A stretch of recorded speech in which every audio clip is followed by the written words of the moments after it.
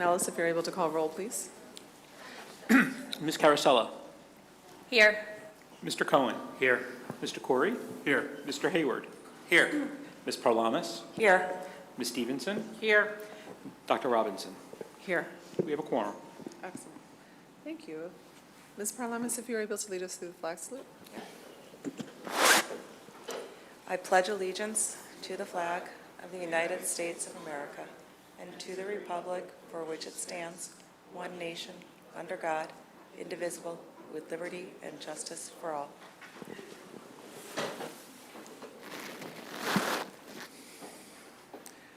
Adequate notice of meeting. In accordance with PL 1975, Chapter 231, notice of tonight's meeting was mailed to the record in the Ridgewood News on January 7th, 2025. Notice of this meeting was also mailed to the Borough Clerk and was posted on the bulletin board of the Board of Education office in the Administration Building on the same date. All right. Are you able to lead us through the mission statement? Glen Rock School District, founded on principles of education in partnership with the supportive community, provides an exceptional education to all students to cultivate resilient, responsible, and engaged global citizens. Thank you. All right. Hudson, let's go. Let's hear. Hi, thank you. Good evening, everyone. I hope you're all staying warm and gearing up for hopefully exciting or relaxing winter break. Starting with the sports updates, the hockey team is exhibiting an early season success of a record of 2-0-1. The other winter sports teams moved from scrimmages to games around this week heading into the winter break. And I also wanted to congratulate the teams in attendance tonight for their successful fall seasons. Last Wednesday was the instrumental music concert, and the vocal music concert is coming up this Wednesday. I was unable to attend the instrumental music concert, but I've heard it was a great performance. I will, however, be in attendance for the vocal music concert on Wednesday, and I'm looking forward to updating you all on that in my next report. Additionally, Coffee House took place last Thursday, where many students performed their songs and stories live, exhibiting their talents in front of an audience of their peers. And additionally, many of our clubs and organizations at the high school are organizing donation drives during the season of giving, really speaking to the character of our students as they serve the community. Additionally, some of the seniors are starting to get some of their first early decision acceptances for college. So it's an exciting time as we look to the future paths of many of our students. And overall, energy is high in the hallways as we're getting ready for winter break. And I'm wishing you all happy holidays. Thank you. Thank you, Hudson. Happy holidays. Thank you. All right. All right, so we have several presentations tonight, starting with Mr. Violante and some sports presentations.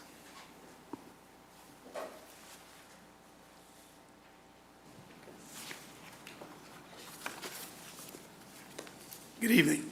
We have a couple of presentations tonight for two of our very deserving fall athletic teams. We will begin with a special presentation to be made to our girls soccer team.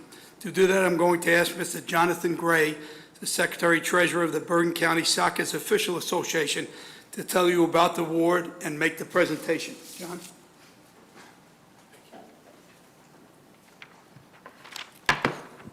Thank you very much. Good evening, everyone.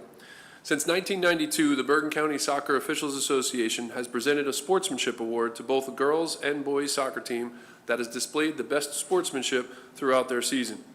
The girls award is named after Louis Eckhart, an official who is a distinguished member of our association for 65 years and served in the Secretary-Treasurer role, which I now hold, for 26 years. Contributed so much to the sport of high school soccer in Bergen County. Each year, we ask our over 250 member officials to vote and ask them to remember how teams reacted on the fields, especially when one tough call was made. The words good conduct, attitude, fair play, and striving spirit are adjectives we use to describe this sportsmanship award. It is always an honor to present this award, no matter the winner. But for me, it is more enjoyable to present this award to a team I had the privilege of refereeing this year. Unfortunately for them, the game that I did work did not go the way that they had hoped, but I can certainly say that they showed a positive attitude and worked hard for the duration of the game and did not get down on each other or complain when things didn't go their way. Although I did not have them a second time this year, based upon the votes of my fellow officials, it is clear that their behavior continued throughout the season and led them to much success. I am very happy to present this year's award to the Glen Rock Girls Varsity Soccer Team. Congratulations to Coach Steve Kopelman and the entire team.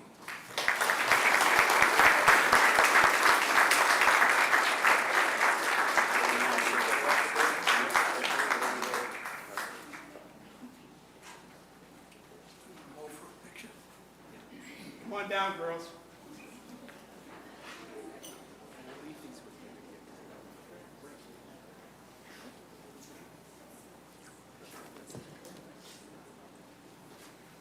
Tell us when.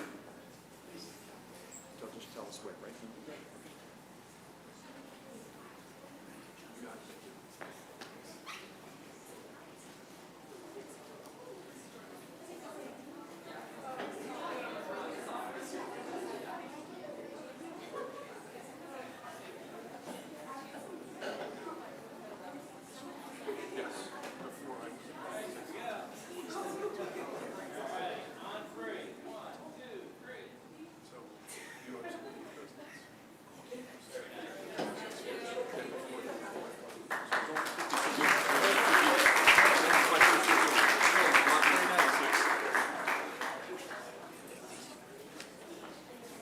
Oh, no, these are 10, you got yours.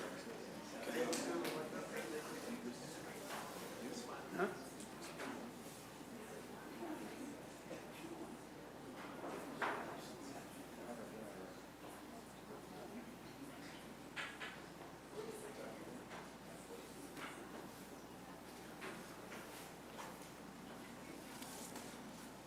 I think that's the fifth time our girls soccer team over the years has won that award. That's quite an accomplishment. Next is our girls tennis team.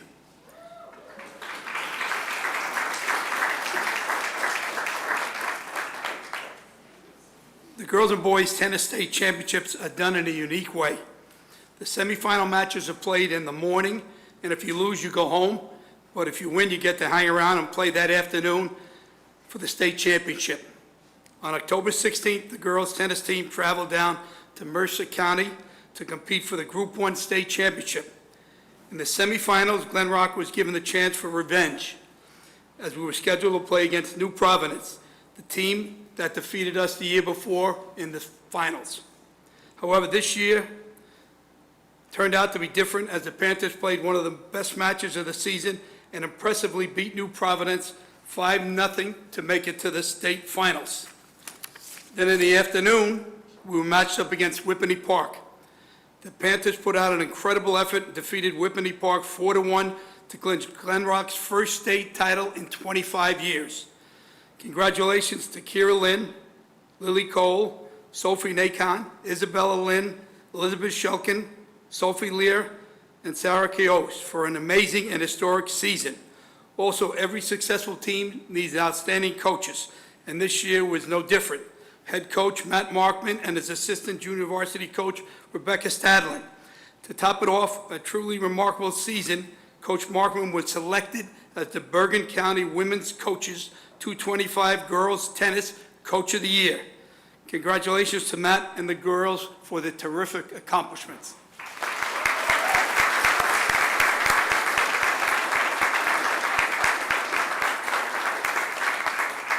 Girls, come on down.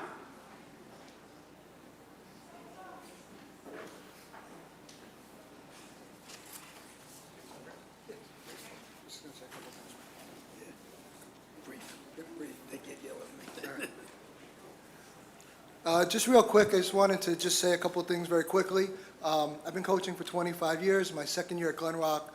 This is one of the best teams, and not just because of results, but hard work, dedication, sticking together. This was a great team.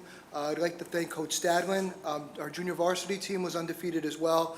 And, a great program, you need to just keep replacing it as people graduate. And I think the tennis program is in great shape for years to come. Just wanted to give you some postseason awards. Glen Rock girls, we finished 10th in the state, ranked 10th in the state, which is a major accomplishment. They were named the NJIC Team of the Year. All players, all starting varsity, won first team all league. Elizabeth Shulkin and Isabella Lynn at first doubles were second team all county and first team state group 1. Kira Lynn at first singles was third team All-County and second team state Group 1. Lily Cole, second singles, was named the NJIC Player of the Year and made third team All-County. And Sophia Lear and Sarah Quiros at second doubles were named third team state Group 1 for Group 1. So I'd like to thank all my parents who were fantastic, whether it was fundraisers, merch, dinners. They did everything together. It was a wonderful group of parents. I want to thank them. I want to thank my captains, Kira and Sophia, for amazing job you did, and their seniors, so we're going to miss you. We do have 5 returning players next year. So, you know, last year I told you we'd do everything we can to be back here next year. I'm going to do everything I can, and I know they will too, so we can have another presentation with you guys next year. And once again, thank you very much.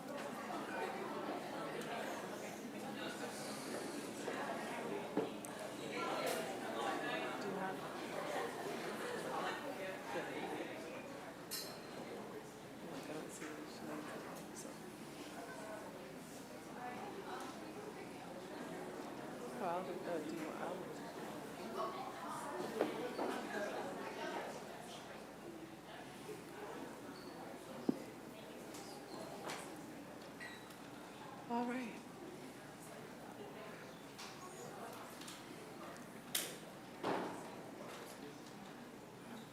All right.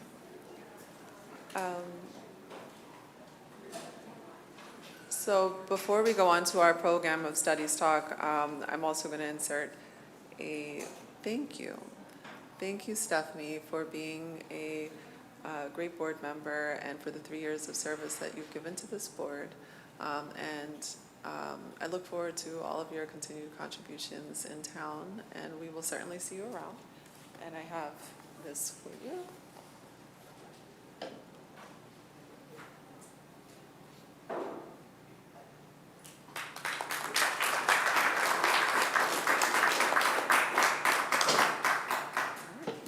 Thank you. And our last presentation is from the high school administration staff to talk about the program of studies for next year. This is something that we look at every year. What are we offering and how are we offering courses to our students? And so take it away.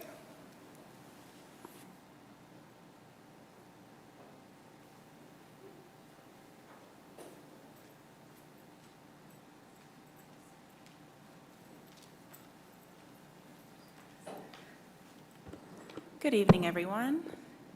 So tonight we're going to be talking about the program of studies for the 26-27 school year and some of the proposed courses that we would like to offer.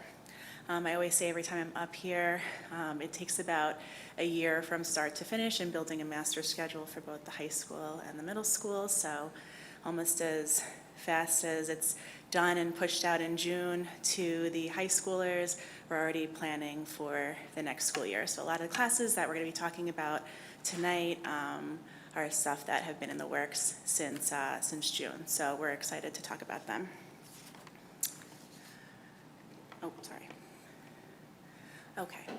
So in terms of standardized testing requirements, the Department of Ed actually just recently updated the guidance for the class of 2026.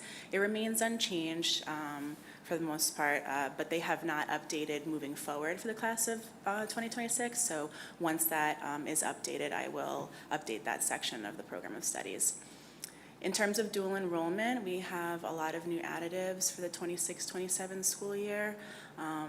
And what we'll be discussing is not only are they honors level, but we're going to be offering a lot of elective level courses as well. So students have more opportunities for all level courses to receive some sort of dual enrollment or college credit.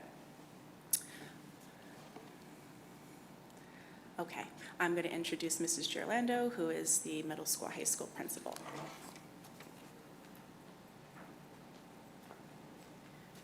Good evening. Thank you for having us. I want to talk a little bit about some global changes to the high school course offerings that will be coming up for the 26-27 school year.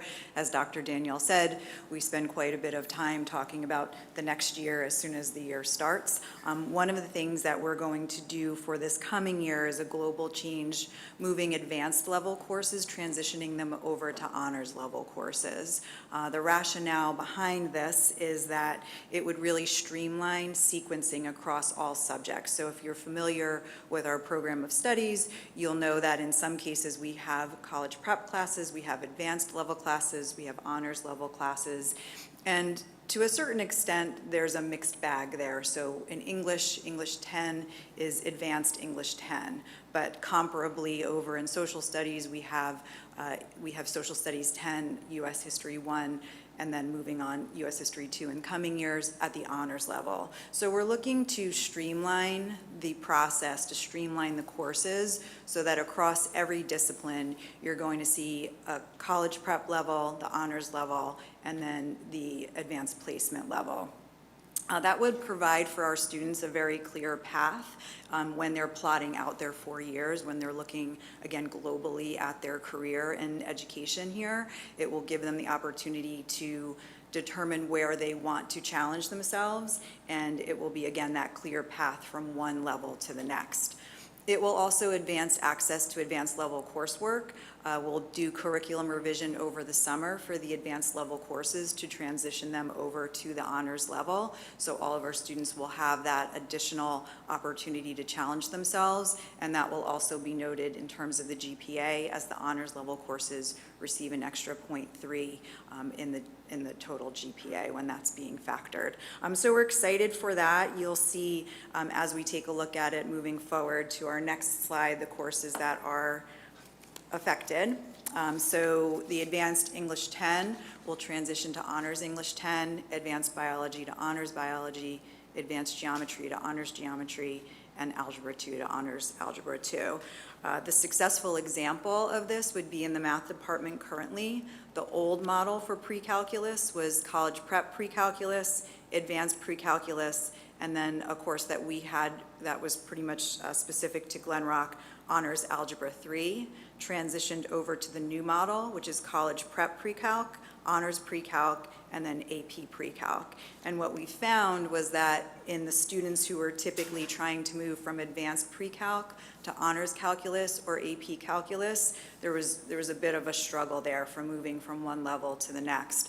But now with the honors pre-calc, our students move much more successfully to honors calculus and AP calculus. So we're confident that the same changes across disciplines and in this order will yield the same type of result. We're also making a global change to the teacher recommendation and appeals processes. Typically, when quarter 2 grades come out, teachers are also recommending their students for the next year's courses. We're going to transition or shift that recommendation process to the appeals process. Over the last few years, the supervisors have been working very diligently with their teachers in common planning, working on common assessments, putting in the benchmark structure. And so what we found is there is a great increase in the consistency and the authenticity of the assessments and essentially of the grading. So you see a lot more equity to a certain extent. You see the same types of assignments, the same types of grading by different teachers in the same courses. So what we've started to say is the grade is the recommendation. So when the students are performing at a certain level across a single course with different teachers because of these common assessments and the common planning and projects, we're confident that the grade threshold for the prerequisite coursework will indeed be just as equivalent as a teacher recommendation for that course. The students are performing at a level in the previous course that lets them self-select for the next appropriate level course. But we are not removing the recommendation altogether. That will transition into the appeals process. So when the student completes the appeal for advanced coursework form, if they don't have the prerequisite grade or coursework to get in, the supervisor and teacher will have a conference for each student. We're in the process of creating a matrix that they will use for data collection on each student. Tomorrow's Tuesday, the supervisors have their department meetings. Each department will work together to collaborate to create a matrix, and then the supervisors will bring all of those matrices together and will develop from all of the teachers' input one global matrix for everyone to use for these conferences. And then that appeal decision will be based on those matrix data points. The goal is that no one category would keep a student from accelerating to that next level course. And where the teacher recommendation comes in, we would look at things not only like quarter 3 grades, benchmark assessments, and major assessments, but something that we're very tentatively calling a classroom performance summary, which would take into account things like problem solving, time management, collaboration, critical analysis, things that teachers see in the classroom that they can point to specific examples to quantify those different types of traits. And then the next slide just shows you for the following year, for 26-27, what the grade requirements will be. Again, you'll see that this streamlines things in a very nice way. Only for next year, since we currently have the advanced courses, will we factor those into the to the placements for honors and AP. But then moving forward, once the advanced courses are phased out, that section would be removed, and we would just go to the strict CP honors AP sequence. All of this information will be shared with students at our quarter 2 grade level meetings. We have those at the end of the semester, so those will be in very early February, and so we'll share these changes with them so they know how to select appropriately, and Dr. Daniel always shares all the materials out on the website. So that's how we plan to roll it out to the students so that everybody is informed. All right, and now you get to hear about all the new courses that are coming our way. So, Mrs. Graples. Thank you. Thank you. Good evening, everybody. So I'm going to be talking about a new course that we're introducing for next year, but also where it fits within a larger program that Mr. Melly is going to help me talk about in just a couple of minutes. So next year, we'll be introducing a course called AP Seminar. And the way that AP Seminar works is that it's part of a 2-year progression combined with AP Research that gives students access to what College Board calls the AP Capstone Program, the AP Capstone Diploma. Mr. Melly will share the details of that. I'm going to jump around on the slide a little bit. So the AP Seminar course, the way we're planning to offer it is as a course in American Studies. The really interesting thing about AP Seminar and AP Research is that a lot of it is student-directed. So the students who sign up for the course, while they'll be practicing all the skills of the course within this American Studies framework, where kids are looking at history, literature, culture, popular culture, what they'll also be doing is sort of building their own program, their own project, their own course of study for the next 2 years using the AP Seminar skills. So the AP Seminar course has 2 major performance tasks followed by an AP end of course exam. That first performance task is a team multimedia project and presentation. So kids work on it collaboratively over the course of the entire year, and then they present it at the end of the year. There's a second performance task that's individual, where students do an individual research-based essay and presentation. And then finally, there is an exam portion where kids are tested on the skills that they learn in research, the skills that they learn in seminar, sort of in a live scenario. The course, the way that we're going to roll it out is that we will offer AP Seminar next year in the 26-27 school year. It'll be offered to students in grades 10 and 11 only in the 26-27 school year, because the idea is to have them move on to research the following year. So for seniors, there's no sort of nowhere to go because they'll be in college already. So to account for the planning of research in 27-28, we're going to open it to we'll sort of open it up that way. So the rationale for AP Seminar and the way that AP Seminar sort of grows kids' skills is it's really designed to encourage critical thinking and encourage student curiosity. So again, the way that College Board envisions the course is that kids are choosing their own pathway through it and they're picking an area of interest that they can pursue. It promotes interdisciplinary understanding and skill building, which is why we're running it as an interdisciplinary elective between the English and the history departments. It's going to build students' academic research skills that they can use across disciplines. And like I said earlier, it gives students that access that AP Capstone Diploma, the AP Seminar and Research Certificate, and the AP Capstone Program. Mr. Morelli is going to talk about the details of that and then what AP Research will look like in the 27-28 school year. There you are. Thank you. Thank you. So just to build off on what Ms. Crapel said, this is a really exciting opportunity for our students because while there is a construct or a theme that they will be studying in, they really get to pick their own avenue and their own focus. So the equivalent when I think of AP Research, it reminds me of a course that I took when I was in undergrad as a history major. Every history major had to take a course that was called the Study and Writing of History, and ultimately you were taught a specific set of research skills, but then you got to pick a focus of a topic that you were interested in. So over the course of the semester, you did readings within a specific area of history. It could have been World War II, it could have been, I don't know, the Protestant Reformation, what have you, and then you would sort of drill down as you did readings and built your background knowledge to do your own individual research project. So our vision for this is that over the course of AP Seminar, students are building in conjunction with the work that they're doing in American history in US 1 and US 2, as well as in American literature in sophomore year. And then ultimately, they are kind of looking at a more broad interdisciplinary look at American culture over the course of 250 years. In AP Research, if they choose to go on and take the second half of the sequence, it is very research driven. So in order to take AP Research, the College Board requires AP Seminar as a prerequisite. So the reason that we've designed the program of studies and rolled this out the way that we have is we want to make sure that when students go to sit for AP Research in the 27-28 school year, they've got those prerequisite skills. As Ms. Craples alluded to, if there are students that will be seniors in the 27-28 school year, if they wanted to take AP Seminar, they could. But you can't take research without taking seminar first. So that's why we're kind of limiting it with seminar just to sophomores and juniors for next year.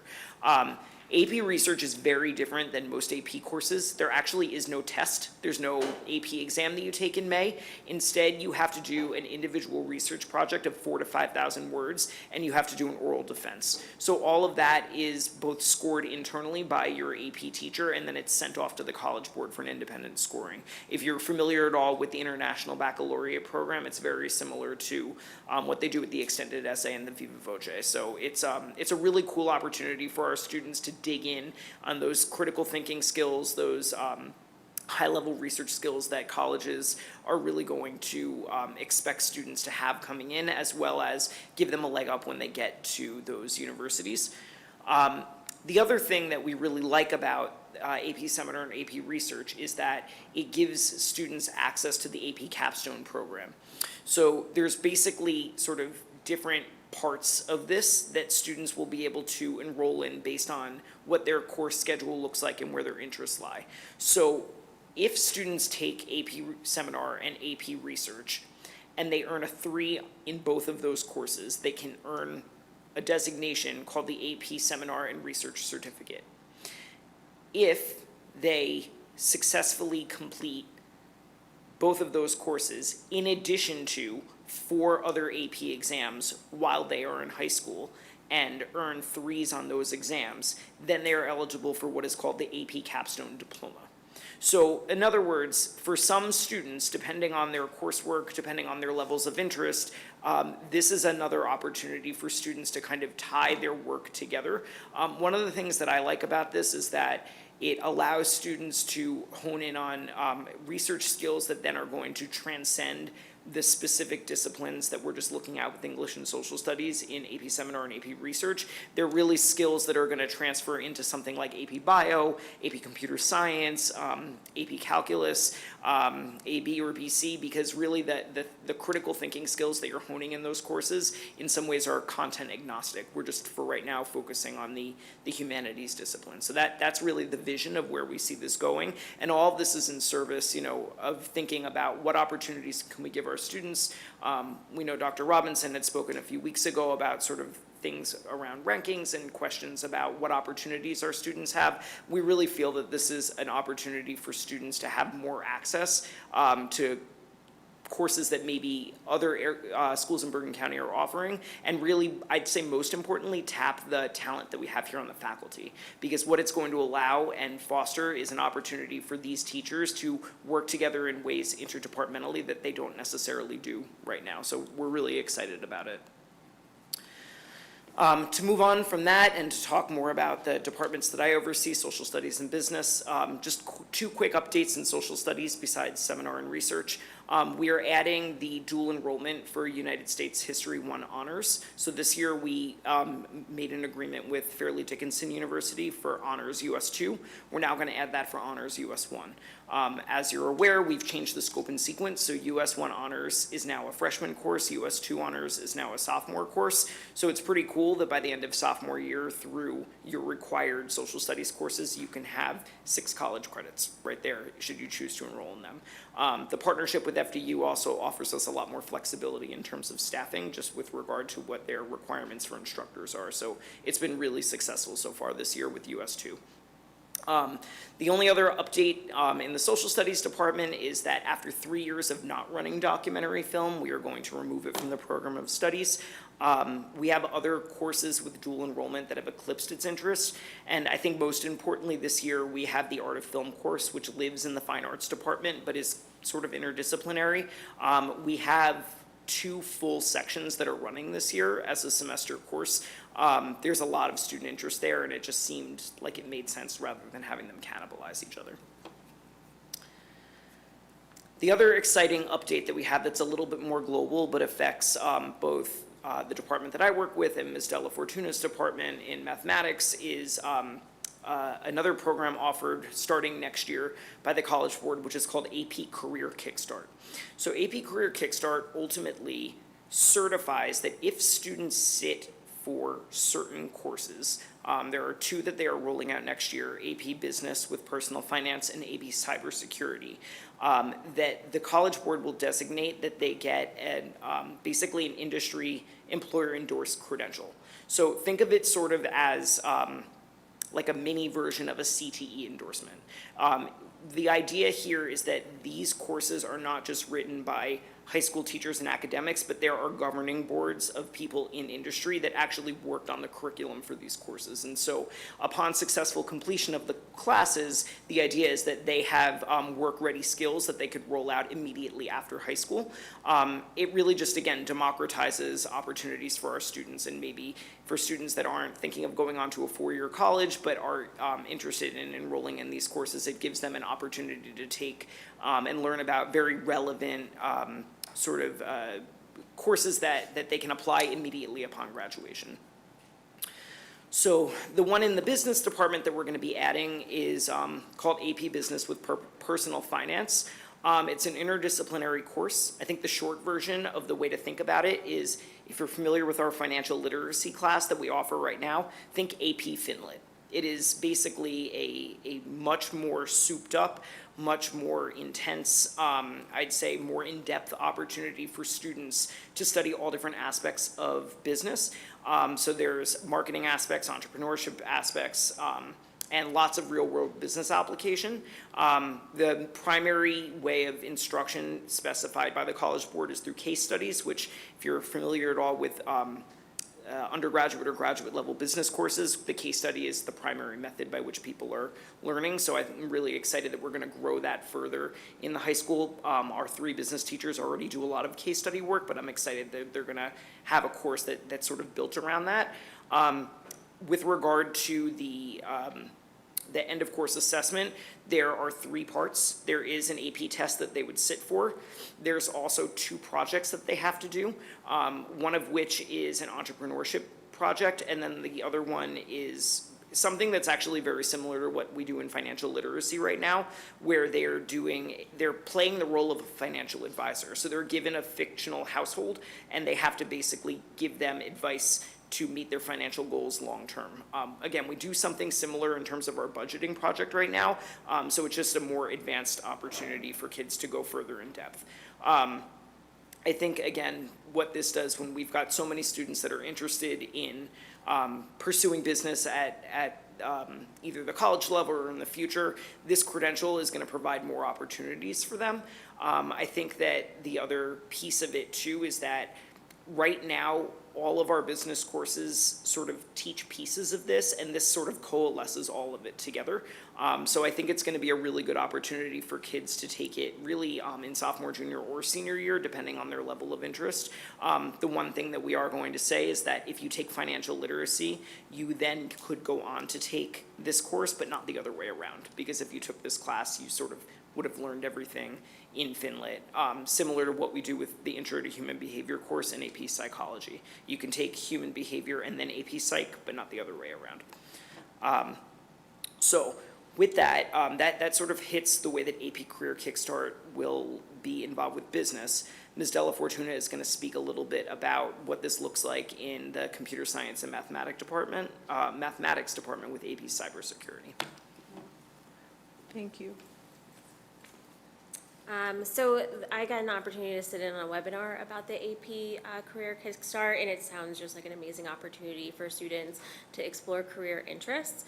So this particular course, the AP Cybersecurity, is designed to help students build professional skills and accelerate their path towards in-demand careers. They'll develop technical and professional expertise needed for opportunities in cybersecurity. In 2023, we started expanding our computer science course offerings. We started with AP Computer Science Principles, which is a full-year course. We also redesigned our electives to have computer science with JavaScript and computer programming with Python. So with this additional course and the existing course of AP Computer Science A, I'm excited to share that if a student is really interested in computer science, they have 4 years of it that they can take here at Glen Rock High School. And I've been working very closely with Mr. Cusack in the middle school when they redesigned the computer science courses in the middle school, and so we have a large interest in computer science. A lot of middle school students are taking them in 7th and 8th grade, so I'm excited to be able to offer a pathway for a student that's really interested in this that might want to go into a field. These courses offer just a wide view of computer science, because computer science is a vast a field with a lot of different interests. So now with cybersecurity, principles, we have things that are non-coding based, which really appeals to a wide variety of students. So this particular course will build essential cybersecurity skills such as analyzing risk, mitigating risk, detecting attacks, and collaborating as part of a security team. As Mr. Morelli was saying, this course is rooted in experiences through authentic cybersecurity scenarios that mirror what professionals encounter in the field. So I know particularly they had IBM as one of the companies that were closely aligned with building some of the scenarios, so it's really exciting to see how the industry is really leaning into developing curricula and relevant, meaningful tasks for them. And so this particular course, I think, will be open to grades 10 through 12. We do have a prerequisite of just an intro course. So if a student takes one of the computer programming with Python, which is a half year, or computer science with JavaScript, which is a half year, or any computer science course, they'll be eligible to take it. So what's nice about our computer science courses is they can be taken in any order. And so I think this will be a really amazing opportunity for our students. Now I'm going to turn it over to the science department. Thank you. Thank you. Hello. Very brief update regarding changes in the science curriculum in our program of studies. For next year, we are adjusting our dual enrollment offerings, our partnerships to streamline them and provide new opportunities for our students. Forensic Science and Honors Chemistry will offer dual enrollment credit through Fairleigh Dickinson. In addition, we're going to introduce a new dual enrollment opportunity with Fairleigh Dickinson for Anatomy and Physiology. We didn't have that in the past. So as a result, we will have 3 science courses partnered with FDU, Moving forward, we will monitor how these options work and see if we can work out other opportunities for our students. We can expand into more opportunities within the science curriculum if appropriate. That's all I have. Mr. Cusack?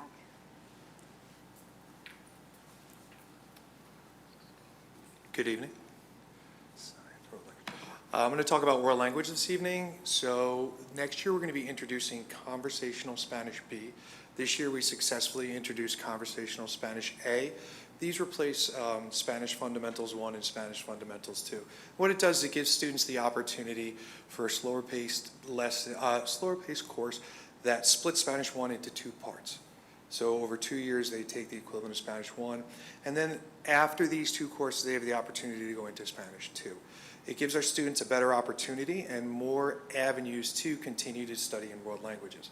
So Conversational Spanish B will build on the foundational skills of A. It'll increase the students' ability to communicate confidently and give them more real-world opportunities, doing role plays, being involved more in dialogues. Although we will build their vocabulary, it won't be as heavily involved in vocabulary and grammar. We're looking to get their speaking. That's the big part, that immersion and the ability to speak.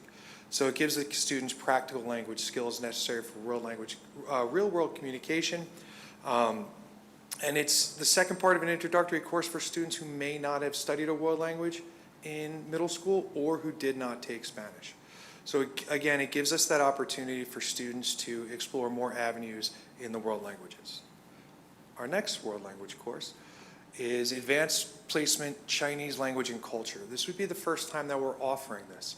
In the past, we have not had the numbers to be able to offer Advanced Placement Chinese Language and Culture, but this year with our teacher, Ms. Chen, our students have really excelled. We've grown the program, and we have the ability next year to offer Advanced Placement Chinese and Language Culture.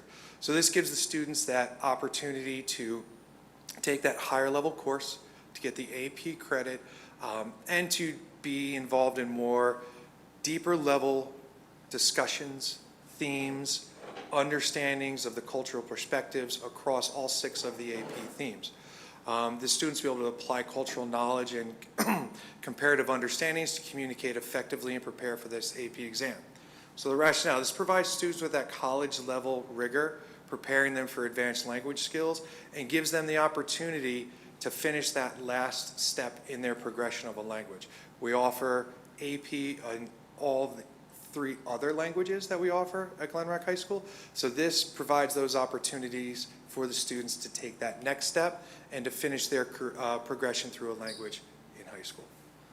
Thank you very much, and I'm going to pass it on to Mr. Ferrer. Thank you.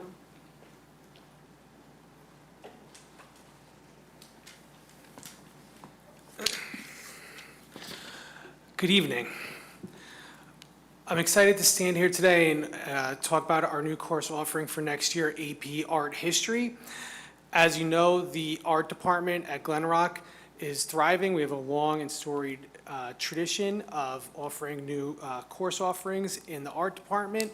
This is one which we have a high level of student interest and something that students in the art department are able to now expand into an AP course. Art history is going to be taught by Ms. Cosrelli, who's thrilled to teach this class. She did receive training last summer at the Summer Institute through Rutgers University. Through this course, students will develop an in-depth and holistic understanding of the history of art from a global perspective, as well as engage with content as they research and discuss different interpretations of art. I think the beauty of this class is that they're going to be looking at, it's a minimum of up to 250 pieces of artwork through a global lens, and something that will really expand their horizons. The class is offered to both juniors and seniors. It's a full year course, which includes 10 units, and it's going to range from the prehistoric era and work its way all the way up to contemporary art pieces. It's a course that's ideal for those that are passionate about art and history, and it offers a comprehensive introduction to the subject. Thank you. Thank you.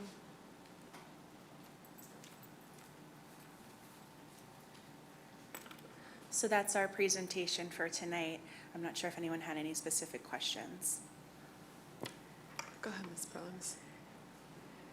Or you can go. I had a question on the capstone project.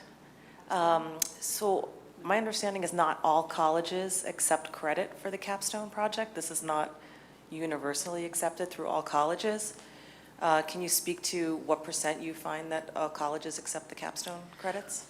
Well, that's a difficult question to answer because that would be like asking how many colleges accept AP credits of are they going to take a 4, a 5, a 3? Are they not going to take credit at all?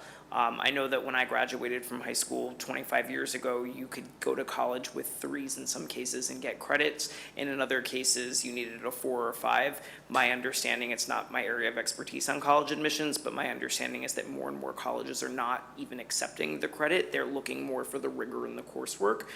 So this is more really an opportunity to develop the skills we know that the students are going to need. I'm sure that the the school counselors, when they're going through the college process with individual students, could look at individual schools and say, like, yes, you might be able to get some credit for this. Again, capstone isn't a course you would get credit for. It's more a designation that you have completed a certain set of criteria. It's more like think of it as like a micro-credential that they're getting. So I can't, unfortunately, speak to exactly what percentage of colleges or universities. Every college does things a little bit different, so we can't necessarily make like a broad generalization. And follow up to that, the research year of it, are the students sitting in a classroom? Are they at the media center? How does that look like? What's the experience for the student? That's a good question. So there is a curriculum. So they're being taught a specific research process, and our vision is that they will still be learning content. They're not just, putting their headphones in and doing their own individual research, but the teacher will be following the the course description is given by the College Board, and then the focus of the individual research project will be more of the day-to-day as the year goes on. So the beginning of the year will be more in-depth introductory skills. Here are more sort of research-specific databases that you may need to become familiar with that you haven't had as much of an opportunity to explore in depth, as well as here's content that you're going to be doing readings and then individual research that you'll pair with those readings, sort of prepare them that as they move forward through the year and they have to submit this final piece to the College Board, they'll be doing a lot of independent work and individual conferencing, if that makes sense. So they're not sort of just let loose in the second year, so to say. They are enrolled in a course, they are assigned a teacher. The teacher is teaching a specific curriculum. Again, the paired assignments would be within this theme of American Studies. We're gonna focus this upcoming summer on making sure that the curriculum for AP Seminar is really tight, and then the following year we would do the curriculum for AP Research. So we'll have teachers in English and in Social Studies that are trained, so that way they would be able to sort of speak to the curriculum in both sides. Does that make sense? Okay, yeah, absolutely, thanks. I'll actually piggyback on that, Mr. Morelli. Just like your question and your answer just made me think of one other aspect. And you're the educator, so please do what you think is right. Having taken a variety of research classes at the graduate level, one of the complications is always when you're doing that first year, the preparation year, you don't always know. If you don't know what you're going to do on the research year, then you waste time at the beginning of the research year trying to figure that process out.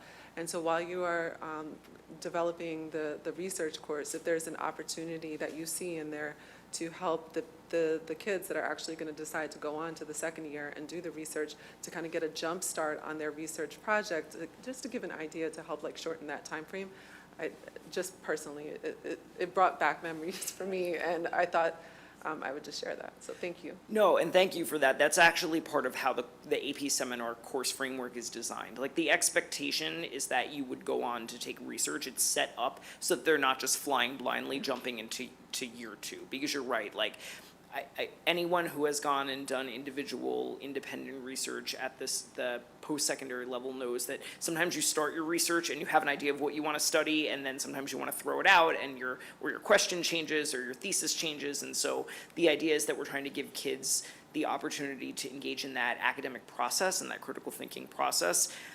Our hope, and Ms. Kraples and I have already had conversations with teachers. We've been doing a lot of work on the back end and already having, kind of picking the brains of some of our teachers, is that we're really hoping that this becomes more of a process-oriented academic experience and not just about taking an AP class to get the test, right? Because it's more about what is it that you're learning in the doing of the readings and the research rather than just the final product or the score that you get at the end.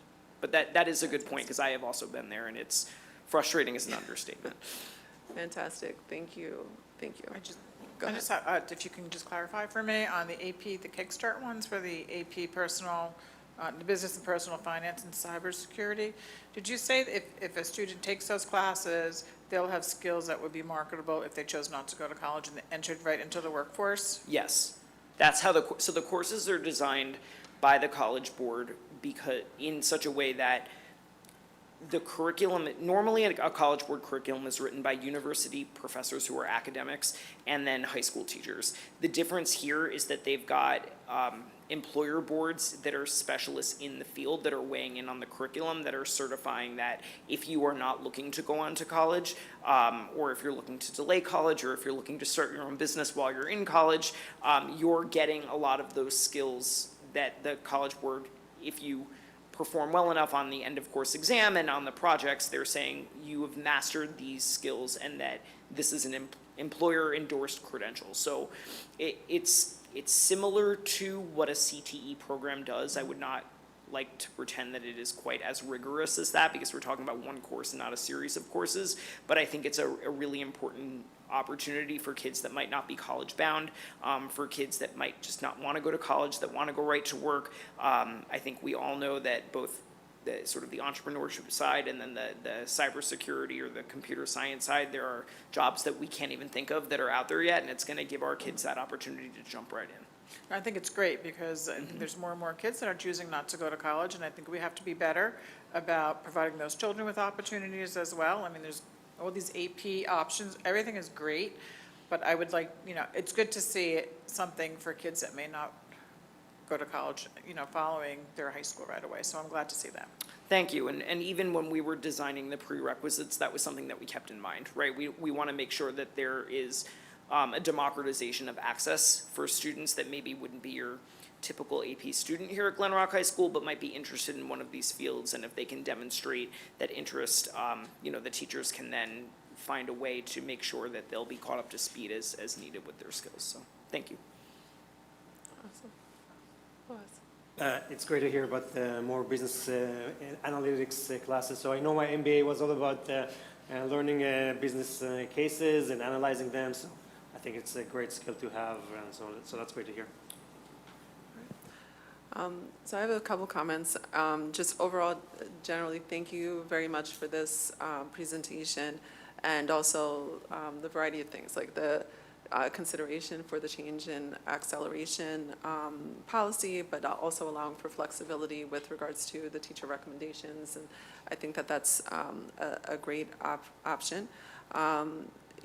This is a phenomenal offering, like 30-something courses, 31 courses. For a school of our size, I think that that's also something that we, should all consider, not just on the board, but in the community, that to be able to offer this amount of AP classes for a school of our size is actually phenomenal. So thank you to all the work that you all did to change up the curriculum here slightly.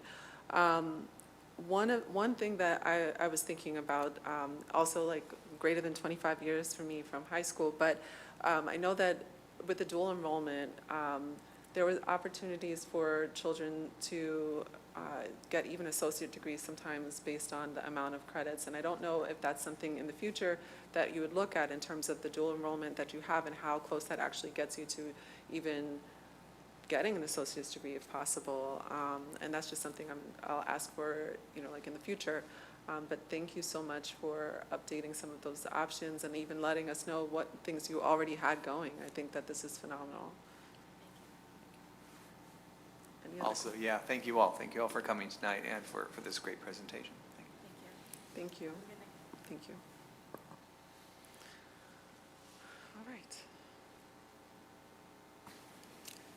Mr. Nunes? All right, just a brief report. For once, Hudson didn't take all of my material, because he said he did not make it to last week's concert, but he will this week, and we're opposite that way. So yes, I did go to the concert last week, and it was lovely. It was a nearly full house. Mr. Hayward was there, Mr. Corey was there. Really lovely performance. I really liked the finale. They had like everybody on stage. I've not seen that many people on our stage. It was really quite packed and just really quite lovely to see. The vocal concert is this Wednesday. I'm not able to attend because I have to go to my own rehearsal, but I'm sure it will be lovely as well. So I thank Ms. Lilikis and Mr. Peterson for directing last week. It was really quite nice. Last week, we also hosted, Dr. Damali and I, first Conversations at the Rock. We had a few people that came. We're going to have a schedule for the rest of the year, bringing some administrators and such to talk about, what are the community concerns, where are we going forward, in a more conversational place than at a board presentation, which is always lovely to see, and this was fantastic. But that'll be coming up soon, so look out for that information. And then the last thing that I want to just report out is a bit sad news, if it has not reached your ears yet. We're all mourning the loss of Kim Castelli, the nurse at Hamilton School. Her kids go to Academy of Our Lady. She's a real important part of our community here.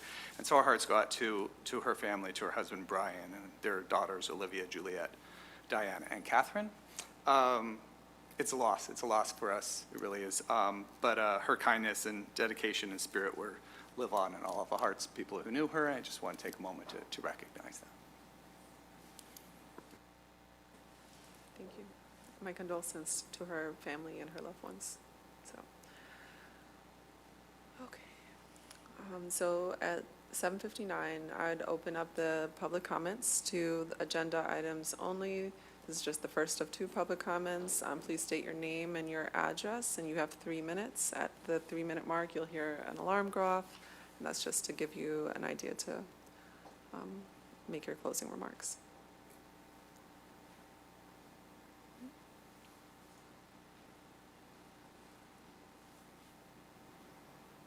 Hi, well, I may go over. If I go over, I'll finish in the next. I'm here tonight to discuss the supervisory and administrative model currently in place at Glen Rock Middle School and High School. Several years ago, when our district ranked significantly higher, the middle and high schools were led by their own principal and assistant principal. Each department elected a department chairperson who was responsible not only for managing, overseeing, and supporting colleagues within the department, but also for maintaining communication with the building principal and other departments. This structure fostered collaboration and empowered our highly professional, knowledgeable teachers. These department chairs were paid a stipend of approximately $5,000, costing the district a total of $3,500. In 2020, the district changed its administrative model, eliminating department chairs and replacing them with department supervisors. Since that time, the Glen Rock School District has created the following positions: Supervisor of Social Studies, Science, 21st Century Instructional and Educational Technology, Mathematics, English, Special Education, and Elementary K through 5. Each of these positions carries a salary of approximately $130,000 or more, in addition to health benefits that cost the district approximately $20,000 per employee. A review of the Glen Rock AA contract shows that non-tenured supervisors receive 15 vacation days, while tenured supervisors receive 22. Unlike in many other districts, supervisors in Glen Rock are not required to use vacation time when schools are closed. According to the 25-26 calendar, Glen Rock schools are closed for a total of 29 days. As a result, supervisors receive the equivalent of more than 9 weeks of vacation annually. In addition, they accrue 1 sick day per month of employment and are granted 6 personal days per year. In short, supervisors receive 9 weeks vacation, 12 sick days, and six personal days. At the time these roles were created, the justification was that building principals were overwhelmed and lacked sufficient time to evaluate faculty and to design student growth objectives. Since then, state requirements have changed. Tenured teachers are no longer required to submit SGOs, and tenured teachers who are rated highly effective are no longer required to be observed twice annually. These changes have significantly reduced the responsibilities previously assigned to department supervisors. Despite the reduction, the Board of Education recently elected to further decrease their workload.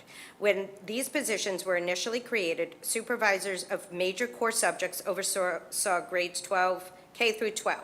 As of 2024, the job descriptions were revised so that supervisors of math, English, social studies, science, 21st century instruction, and educational technology now only oversee 6 through 8. While their workload was significantly cut in half, their salaries increased. I'll finish at the next one, if you want, or do you want me to finish now? Well, honestly, so, yes, I'd actually prefer that you finish now because this is part of, like, it's not necessarily an agenda item, so if you. But could- it goes to, If you, okay. if you could just. Additionally, since the creation of these positions, supervisors have frequently been assigned to cover other administrative roles throughout the district. For example, while serving as supervisor of social studies, Mr. Morelli received stipends to fill in as the assistant principal of the middle school and then again at the high school, as well as to serve as assistant superintendent during Dr. Charleston's first leave of absence. Similarly, Dr. McKay, the director of special services, is currently receiving a stipend to serve as supervisor of special education while Ms. Lebrano is on leave. Given how often supervisors are able to absorb all the responsibilities of another supervisor's role on short notice, the community is left to question whether their existing workload is keeping them busy. It has become increasingly clear that several essential responsibilities have been neglected by our supervisors. For example, when the Social Studies Department developed new curriculum for a new course, Mr. Morelli hired an outside curriculum consultant to work with the teachers over the summer. And if you can please, just to keep the integrity of the time. Yeah. Okay, I'll finish at the next one. Okay. It's a little long, so I'll do my next 3 minutes at the next public comment. Okay.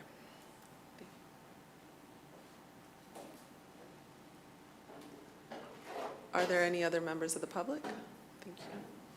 For agenda items only, please.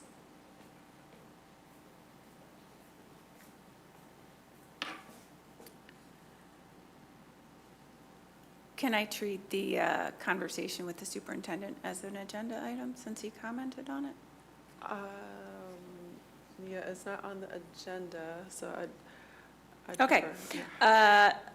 I'll speak to that later. It was a very nice session, so I just wanted to thank you, and I wanted to thank every board member for all the work you did this year, and especially Stephanie for your time. I guess on that note, I would just like to ask that when you speak to P10 and P13, which are with regards to the new cooperative girls hockey team, I know at some meeting in the past, you talked about the overall structure. If you could just, if perhaps a board member would request to just sort of discuss the overall structure. I know this is about the coaches' stipends. And perhaps to address they look like very low stipends, and so I'm sure if you could describe how this agreement is working, you could explain why the stipend is so low, particularly relative to what a boys ice hockey coaching stipend is. Sure. So it's my agenda. Thank you. Thank you.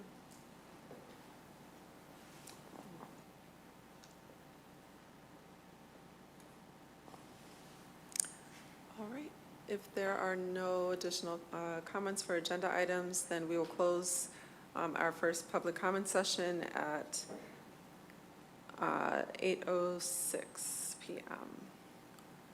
All right, can I get a motion to discuss G1 through G7?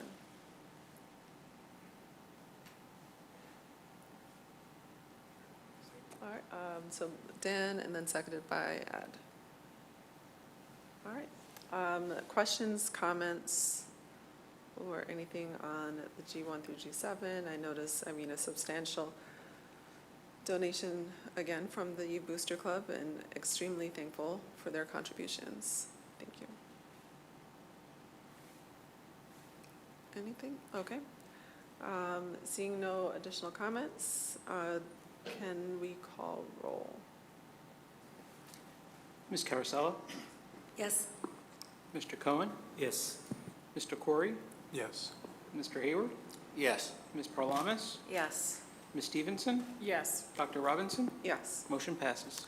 And I also just realized, like, so just for the community to be aware, we've spoken with regards to the naming of Central School for, like a good portion of this year. And this step in G6 is really just us establishing a naming committee where we will talk about ways to gather feedback or further feedback from both the Central School community as well as the community at large in the process. So it's just taking the next step in the process after we got the principal's recommendation and then the superintendent's recommendation and going on to the next step. So thank you, and thank you for your patience. All right, can I get a motion to discuss B1 through B6? Ms. Paralamas, seconded by Ms. Stevenson. Any questions or comments with regards to B1 through B6? Ms. Stevenson? Can you just explain B5 so the public understands? Thank you. So not too long ago, I think it might have been the day before Halloween, there was one of our buses was involved in an accident. It was a relatively old bus. I think it was its last year in service. And the cost to repair the bus was something like $35,000. And the value of the bus was only about $7,000. Before I even go on, no one got hurt. The student that was on the bus, the aide that was on the bus driver were all fine. So what we did was we took an opportunity to use a reserve, our emergency reserve, which is very difficult to use. It's supposed to be only used for health and safety purposes. It was later extended for security. But in my mind, when we had two buses, and now I only have one bus, that's an emergency for us, and it's not budgeted, and buses are expensive. So I reached out to the county superintendent, and I said, hey, if I make this plea, will you guys consider it? And he said, yeah, it sounds like a good plea, but it has to go to the Commissioner of Education in Trenton. So we petitioned there, and that's where we are now. And so the plan is to buy a 54-passenger bus. With that 54-passenger bus to replace a 29-passenger bus. What that does, it will allow us to cover more teams after school. So really now I could have a bus running probably almost every day, September through June. And so I think it's a good opportunity to get at hard to reach money. And then it also saves us money in the long term. So this resolution is here so that we can show the commissioner that we are serious about moving forward with something like this. And hopefully we'll know relatively quickly if we get approved. And there's $50,000 that will remain in that reserve. And we'll try to figure out some other creative ways to get at those funds as well. Thank you so much. And with B6, there's a savings associated with B6, correct? There's a potential savings on B6. The hard cost came in $348,000, but that's before work starts, and change orders potentially could come in. So, but yes, to the extent that everything stays as we have planned, we should have substantial savings that would then get returned to the capital reserve and get recycled in my next request for RTUs. Yes, yes. And the RTUs, again, are rooftop units for the buildings. Thank you. Thank you. All right. Any other questions with regards to our B items? Yes. Just a comment on B5. So that's another example of how we're contributing funding to our athletics programs. I know that's the total budget for athletics is tough to parse out, and this is something that's really going to help support. So I appreciate you being creative. There's a lot of traps we need to run in our budgeting process. I probably compliment you too much, so don't take it to heart. But thanks for finding a way to make this happen. We have a better rolling infrastructure for our student athletes now. Don't thank me yet. He hasn't approved it. Good. If we could call roll, please. Ms. Carosella? Yes. Mr. Cohen? Yes. Mr. Corey? Yes. Mr. Hayward? Yes. Ms. Paralamas? Yes. Ms. Stevenson? Yes. Dr. Robinson? Yes, Motion passes. thank you. Can we get a motion to discuss P1 through P14? Mr. Corey, seconded by Ms. Carosella.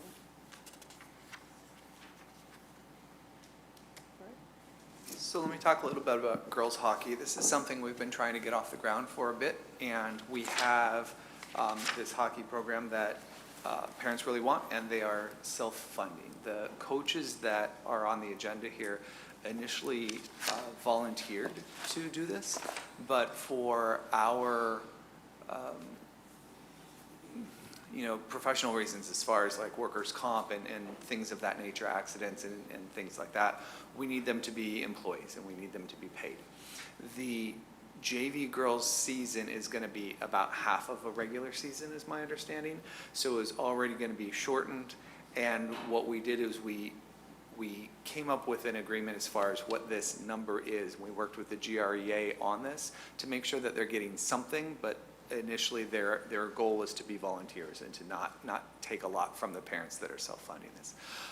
GREA, when we met with them, are very much on board with getting this program going. We want these girls to be able to get on the ice next month. We want them to be able to play. We want to see if we can keep this going as a real bona fide program next year with a regular straight on the guide thing. And so this is where we've landed with the GREA as far as these numbers to make sure that they are paid for this year instead of just volunteers. And next year, we're hoping to establish this as an actual program, not as a pilot that we're doing right now. Thank you. Any other questions or comments regarding the hockey? Because then I'll just move on. And I just wanted to thank Ms. Tulin for her years of service in our community and wish her the best with her retirement. So thank you. All right, any other questions or comments on P items? All right, if we can please call roll. Ms. Carosella? Yes. Mr. Cohen? Yes. Mr. Corey? Yes. Mr. Hayward? Yes. Ms. Paralamas? Yes. Ms. Stevenson? Yes. Dr. Robinson? Yes. Motion passes. All right, and so I need a motion to affirm the decision made in GRHS HIB 298847 as reported by the acting chief school administrator during the November 24th closed work session. All right, Ms. Carosella, seconded by Mr. Hayward. And if you're able to call roll, please. Ms. Carosella? Yes. Mr. Cohen? Yes. Mr. Corey? Yes. Mr. Hayward? Yes. Ms. Paralamas? Yes. Ms. Stevenson? Yes. Dr. Robinson? Yes, Motion passes. thank you. And then we have our, vandalism suspension hip reports attached. And then on to our second set of public comments. And so 8:16 will open up our second set of public comments. You can state your name, your address, and you have 3 minutes.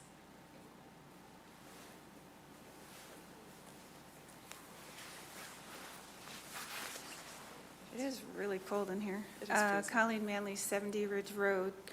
I recently attended the first community conversations at The Rock with Acting Superintendent Van Nest and BOE Chairperson Damali Robinson. I'm very grateful to the BOE and the administration for setting up these sessions to have discussions with community members so that we can share perspectives on things impacting the school district in a forum where discussion is not only allowed but encouraged. It was nice to meet Mr. Van Ness in a less formal setting. Well, there were only 5 community members who participated. It was sort of a tough time, 5 p.m. on a weeknight. We touched on a lot of important topics, and I felt it was a very worthwhile discussion. I encourage other community members to take advantage of these opportunities when they come up in the future. I was also reminded in that session that there is a lot of healing and trust building that needs to take place in this community, both within the BOE, with the administration, with teachers, and with families. The BOE is a unique opportunity at this time to delve and become better informed on issues and have discussions that were not allowed or encouraged over the past few years. This is critical to transparency and learning more about how things are going in the schools so that you are better informed about what will be most critical in choosing the next superintendent. One suggestion that I made at the session is that you should request a full overview of sports spending within the school budget. I have spoken many times on the inequities in coaching stipends, but I do recognize that is a negotiated item. But wouldn't it be great to have a better understanding on how spending differs on different sports in terms of coaching, staffing support, facilities and equipment support, as well as an understanding about the size of these programs in terms of students as well as spending? I hope that you will request such a presentation from the athletic director.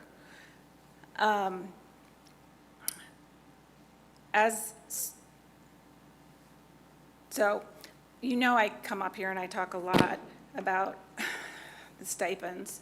And just as an example, in the current season, our track teams have 75 children, students, and the assistant coach for the basketball teams makes just slightly like $200 less than the head coach for the track teams. The track teams each have like 30, you know, you have a boys and a girls, you have about 35 on each. Look, I think it's perfectly reasonable to think that in 1982, when these tiers were created, there might have been 10 people on the winter track team. Like, I don't know. But this is why I keep bringing up, like, we should delve into it and take the time to come up with the right parameters to be negotiated eventually. And I would note that there have been 2 sidebars specifically on coaching stipends in the last 6 years, 2019 and 2022. Thank you. Thank you.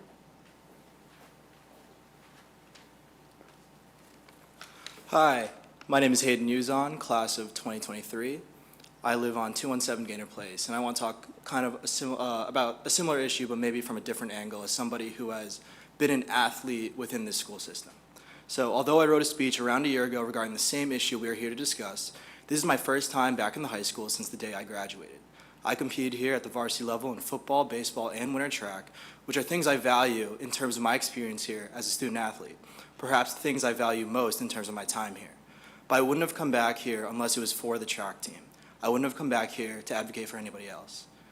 Others have and will come up here to talk about the more granular details of the discrepancy in pay, which is a direct indicator of the degree to which you value these coaches and misunderstand their load.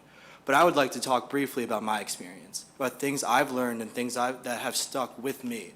Because at the end of the day, the athletes at this school will go on and live lives far away from the sports they played here. Maybe they'll play in college, maybe even a little further, but eventually they will all just have to be people. And so, who is it that you want influencing them? Who is it that you want coaching them? And what value do you put on that? Football taught me to work hard, so hard that your skin breaks, your bones bend, because at the end of the day, you just have to hate losing and losers. Baseball taught me that to do my job the best I can, do my job and the team will be successful, which we were.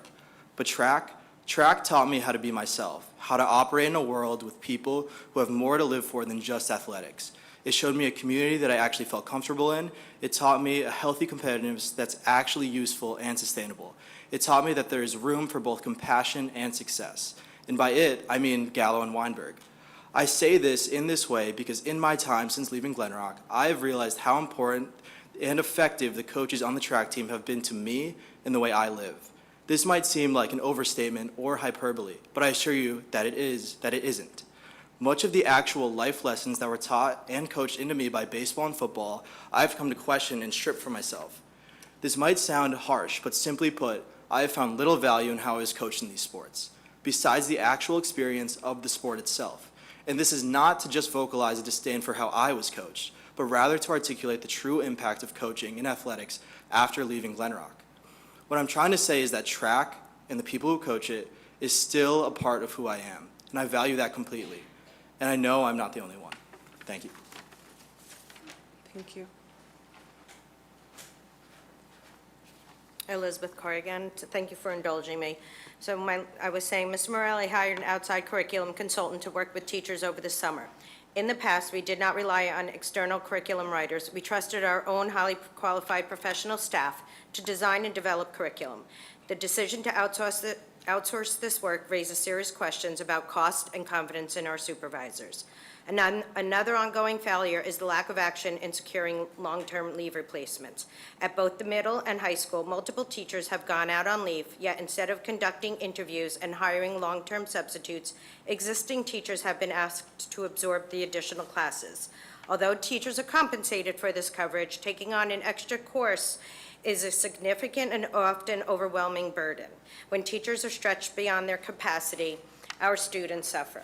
They are not receiving the quality education they deserve.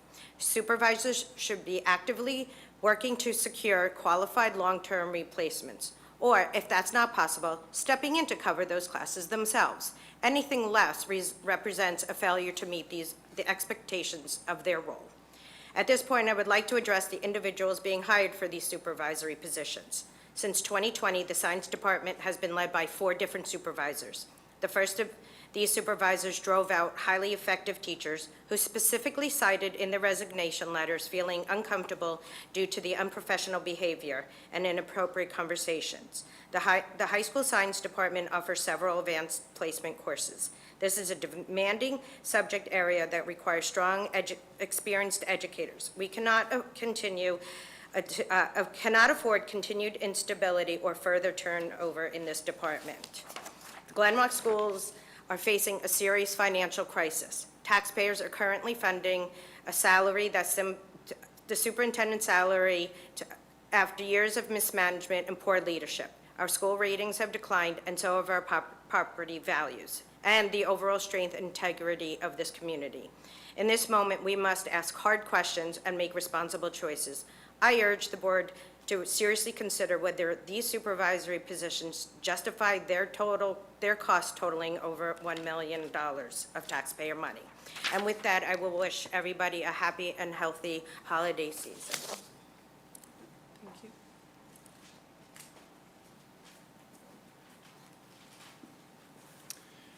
Hi, my name is John Rundell. I live at 58 Henry Street in Glen Rock. My wife served this district for 6 years as a volunteer board member. She did that work because she believed in the schools and in public service. Throughout her time on the board, she acted in good faith and with the intention of protecting the district and its students. What I want to address tonight is the impact of process and public framing. Recent statements and actions created speculation about my wife's departure that does not reflect her intent, her conduct, or the reason she chose to step away. When governance processes break down and when partial information is shared publicly, it can invite assumptions that cause real personal harm. You don't have to agree with every position my wife took.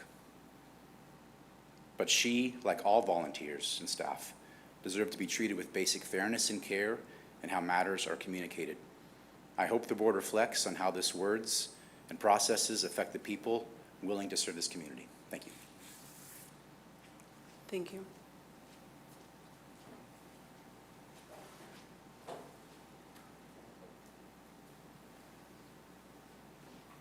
Hi, good evening. My name's James Hunt Davis, and I live on 61 South Highwood Avenue. On behalf of all the parents at Central School, I just want to add another comment and wish Miss Tubin the best in retirement. Absolutely outstanding 29 years, a career here in Glen Rock, and the best of luck to her and her new chapter for what she's doing. First of all, just want to add, we love our school, we love our community, we love our decision to be in Glen Rock. We've been here 3 years. It's an amazing community that supported me and my family so well. But I'm here tonight to talk to you about the school calendar. Not just as a parent, but as a culture and people leader with over 20 years experience in this area, mainly focused around employee performance and well-being. My career teaches me the absolute importance of regular, quality breaks to ensure sustained performance. I encourage all of my employees at my company to have at least 1 full week off every 3 months at a minimum. The evidence shows that it really helps performance and well-being for everyone. The proposed 26-27 calendar, from my perspective, is fundamentally flawed and ignores 3 principles of efficiency and wellness. So in my field, we design schedules based on staff performance and avoid burnout. We know that fragmented one-day breaks offer minimum recharge. They simply disrupt any work week without allowing for true mental decompression. They're logistically messy and inefficient. The proposed November schedule, for example, with Monday in, Tuesday off, Wednesday in, then off for Thursday and Friday, is the exact opposite of best practice. It fails to provide a true, rested, needed break for all our students on the longest academic stretch of the year. It's 15 weeks from the start of September to the end of that period. I would never encourage any of my staff or people at our company to go 15 weeks without a break, and I would never encourage anyone at this school. The next negative impact is the compounded elements of the other parts of the calendar. We're an outlier in Bergen County. We choose lots of fragmented half-day breaks. If you look at Ridgewood, they try and combine them wherever possible. From a HR and efficiency standpoint, I see all of these half-days as disastrous for working parents and create an inconsistent quality for students. They disrupt their entire day and for all parties and little return on investment. The trifecta, or as I would say, the triple whammy, a late start, a fragmented break, and frequent half days off, creates an unstable system that puts immense and unnecessary stress on every Glenrock family. So, what would I propose? I would really urge you to consider restoring the full November week off. We've had that for the last 2 years. It's been an immense thing for families to plan on. This is essential time to rest, well-being, and be with family. We personally use this time to develop our kids' awareness of culture and global citizenship. It's a perfect time to go away and have a cheap break as well. I won't deny that. It's a great idea, and from speaking to lots of parents, if that doesn't happen, lots of parents would just take their kids out of school anyway. What's the point of that, having a really low turnout in school on that Monday and Wednesday? We'd like you to consider start planning this calendar earlier. I'm a planner. I like planning 12 weeks out, or 12 months out. I've already booked our trip to go and see our family in Wales and England in September next year. It's too late to affect the calendar now. I'd encourage you to put the planning in more than 12 months out. And I'd also consider you to look at the amount of half days we use to try and use those to give people a well-rested break wherever possible. Thank you. Thank you.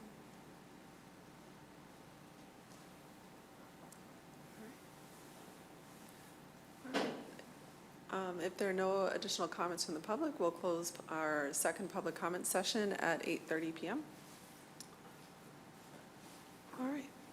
On to old business. So the old business, again, school calendar for 27-28.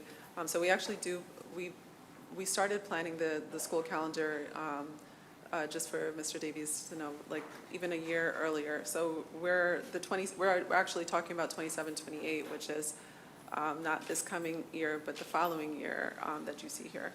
And in January is when we will fully adopt, or we can't adopt a calendar any earlier than the January before the year starts. So we adopt the 26-27 calendar in January, but we discuss the 27-28 calendar like now, so that you can kind of hear, and as well as contribute and send emails and talk about that extra in advance. I'll open up the discussion for, our second wave of discussion on this, and as well, we'll still talk about it next. Talk about the two that are. Yeah, if you can. All right, so board members in backup, I provided two alternatives, or two examples. I called them Schedule A and Schedule B because it's just easier in my mind. So last meeting, we came to consensus about starting on September 7th. We came to consensus about having Diwali and Yom Kippur in October. So that took us to the November break, which is, we have kind of the two options that we did this year and last year, or the traditional one, which is the no break or the break is how I labeled them. So Schedule A is no break, which means we don't have school on Tuesday of that first week in November, or on Thursday, Friday. We do have school on Monday and Wednesday, which is that fragmented week. That being said, however, the reason we close school on Tuesday is for the election, and we are continuing to work with the town, with the Board of Elections, with everybody else to try and get the elections out of our schools, or at least contain them to a part of this building that we can kind of cordon off and still run schools. So we're working on that, and maybe by 2027, we won't have elections here, so that might change things. Schedule B, I'm sorry, let me continue with this. If you count up all of the days for student days, that would have taken us to June 19th, which is a Monday. It's difficult, kind of a bad idea to have the last day of school on Monday because that would be the same day as the high school graduation. We would need to run the middle school graduation the previous week, which is on Friday, which is not an ideal time to run a graduation, and have it split over the weekend. So what I did on this schedule is what we've done many times in the past, which is added on to the February holiday, that 3-day weekend becoming a 4. And looking back at previous calendars, sometimes we have a 3-day weekend there, sometimes we have 4. We kind of use that day to balance the end of the school year. Schedule B is identical to it, except that we have that whole week off in November, calling it with the November break. I don't need to add that day in February to balance the end of the school year, which means that the last day of school would be on Wednesday, the 21st of June. So those are the only two differences on these two drafts that you have in front of you. We've said this many times from an administrative point of view, that the contract requires 182 school days. This has 2 built in as weather closing days. We have 3 contractual PD days for the staff. Really, how you want to divide this up is up to you as the board. But we're at And I think 100 that's what I will leave it at. Yeah. So we have the 182 days that are contractual and then 2 weather days. So that brings us to 184. So it's not like we can go less. I've received comments about how we have either so many more days than other districts, but the 182. Right. So somewhere way back in the past, the GREA contract was built on 182 instructional days. And so that's more than the state requirement, but also we tend to want to do more in Glen Rock than the bare minimum. Got it. Thank you. Mr. Cohen. So I want to speak again about why I think that we should start the first week of September, not the second one. So number one, the fact that we're starting the second week, we're extending the summer break from 9 weeks to 10 weeks, putting undue burden on working parents. Second thing, it puts our students in a disadvantage to be one week behind any other school district because we're doing state and national tests and everybody starts before us. 3, sports starts in the first week of September, so regardless of the school calendar, many kids are in the school anyway, so there's no reason to start in the second week. And then number 4 is starting a week later means that we end the school later. And we've all heard many complaints by parents that our school year ends later. I actually spent a full day at home researching, and I went school district by school district in New Jersey, and 80% of all the school districts in New Jersey that publish their calendar will actually start before Labor Day. We're only one of 3 towns. The other ones are Fairlawn and Westfield that are starting after Labor Day. Even Ridgewood, that I actually looked in the past, when it was the second week, they're switching to the first week. Because I think most of the towns in New Jersey realize the importance of starting earlier rather than later. So again, I urge everybody to rethink the starting week of the school. Regardless of that, in regards to options A and options B, I do agree with what was said by the community members. If we, especially with Diwali on a Friday, we will have Friday off, Monday off, Friday off, Monday in, Tuesday off, Wednesday in, Thursday and Friday. So it's actually almost a week and a half of on, off. And I do see a lot of parents, just taking their kids out and not being here. So with the Diwali starting on the Friday beforehand, I do recommend that we take the full week off. However, if we do go with the option of having this, I think it's option B, with not a full week of school in November, We did hear community members asking for Lunar Day to be a day off. Our response was that we cannot find a day to give the community a Lunar Day off. However, we're putting February 22nd as a day off just because it extends 21st. So I would recommend moving the February 22nd to January 24th to give the Lunar Day off and address the request from the community. Thanks. Thank you. Ms. Parlamas? Just a note of the calendar, we've been looking at the 2 calendar versions here with November full week off, November 3 days off. I would just like to make my support of the 3 days off rather than the full week off. And I hear the community member that spoke about the nice of having the continuity, but what we really do is front load all the days off in the first half of the school year, and it makes for a very long second half of the school year. And I find that, you know, when you have kids in high school, you realize that you're locked here anyway. You can't go anywhere if they're playing sports. There's no, you know, they're here. We do get out pretty late. Anyone that has camps to enroll in, programs, colleges, you know, we are one of the latest school districts to get out in June. And when we add those extra 2 days in November and have the full week off, we're pushing out the last day of school. So that's why I do not support the full week off in November. I just want to give my reasonings. All right, thank you. Christine, you were saying 3 days off.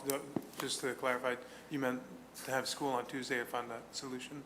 I'm sorry? You meant to have 3 days on for school in that first week in November? Just to Oh, clarify. I'm sorry, maybe I spoke, I was saying I support the 3 days. We obviously need to have 3 days. Tuesday, But the Thursday, Monday and the Wednesday to make it it's a full week off plus Diwali's Friday. Now suddenly, you know, we have like a week plus off, and everything is front loaded in the first half of the school year, and we have a heck of a long second half of the school year. So there's, you know, while it's beautiful and nice to have a full week off, it's also, it has its consequences. It creates a longer school year, and it has much more limitations during the winter when we can't have any more days off. Sorry to put you back on the spot like that. I agree with you. Specifically about student athletes, we talk about teaching the whole students. And you heard tonight here, a lot of our students' experiences in high school is being part of a team, camaraderie, and personal challenge. And if you can't go away. Wrestlers will be here in Bergen County throughout our entire Christmas break. All of our track athletes will give up all of their other days throughout the year. So it's really important to recognize that school and the school activities go on, whether or not we declare the school to be open or not. I think that the fact that we've closed on Election Day, because of the challenges we've had working with our partners in the town in the past, are going to be something of the past. I'm really looking forward to moving that away. This has been. I don't think we're keeping our children safe by vacating the school. Like that, we can do better than that. And I'm really glad to see that we're doing that. Otherwise, we just close the schools, say the children be safer at home. So the fact that we're coming up with a better plan to run elections is a big step, and that's one of those pieces from our calendar that we can change. We just haven't had the ability to snap our fingers and make it. But a lot of members on this board and our administrators have been helping to move that along. Those are not a wedge issue, but more or less, I see like those are the points where I think where we as a board, we have to make decisions that we can make now, but we can also take a look at what we can impact down the road for the next board 2 and 3 years in advance. And this is my 4th year on the board. I remember my first year we were talking about this issue, and here right now we're at that point where we can really kind of see that change is happening. So those are my comments. Thank you. And we did do our due diligence and look at absentee rates for when it's 3 days versus, you know, for the November break, and people do take off anyway for the November break. So it allows people that don't want to go away, you know, to still have the flexibility with the schedule. So people that do want to go away can. Yeah. I will say that I definitely have gotten a mixed bag from people. Some people love it, some people hate it. And I thought more people would love it, honestly. I find more people that don't appreciate the November aspect. And yes, we do look at the absenteeism rates. I mean, chronic absenteeism rates, it's, you know, a metric that is tracked at the administrative level, and it's something that's reportable. And so if you have too high of absenteeism, then that is something that, you know, like we evaluate when we're making decisions about the calendar and things like that.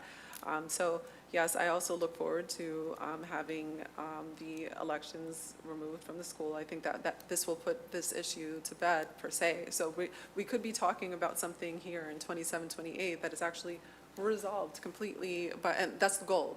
We are actively working towards resolving this by 27, 28 to make this essentially a moot point, because then November 2nd is not really a date that we have to worry about it, and we can make an adjustment then and have 3 consecutive days per set. You know, like if that's the decision that the board makes, you know, in January. We still have an opportunity to have feedback from the community. People are able to send emails. You're able to interact with us and, you know, like help to guide this. I would also say that with regards to Lunar New Year, yes, I did receive one email with regards to Lunar New Year, and I do want to be clear, it's not so much just like finding a day. You know, like one, it would be a board decision if we decide to adopt, you know, new holidays, or whether it's religious or cultural holidays. You know, we don't take off Eid, we don't take off Juneteenth, which is a federal holiday. Like, we want to figure out how we can maintain the maximum days in school while also making sure that all of our children and families their cultures and their religious preferences are respected as well as nurtured. Like if your child is going away for or, you know, like staying at home for a religious holiday or a cultural holiday, that's, you know, like there are over 100 and something days that are approved by the state, that we're finding ways to support you at home as opposed to adding additional holidays to our permanent calendar to adjust. So that was really the framework of my reply, you know, with regards to that one request. But yes. Yeah, just to clarify, I do support adding Eid to the calendar. It just happens to be on a Saturday like Rosh Hashanah, so it's not relevant for this calendar.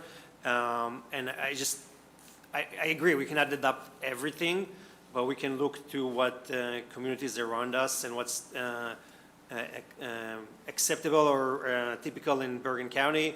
And the trend and the movement is to add Eid and Lunar Year, New Year to the calendar, so I would support adding those two. All right. Thank you. Yeah. Oh, sorry, go ahead.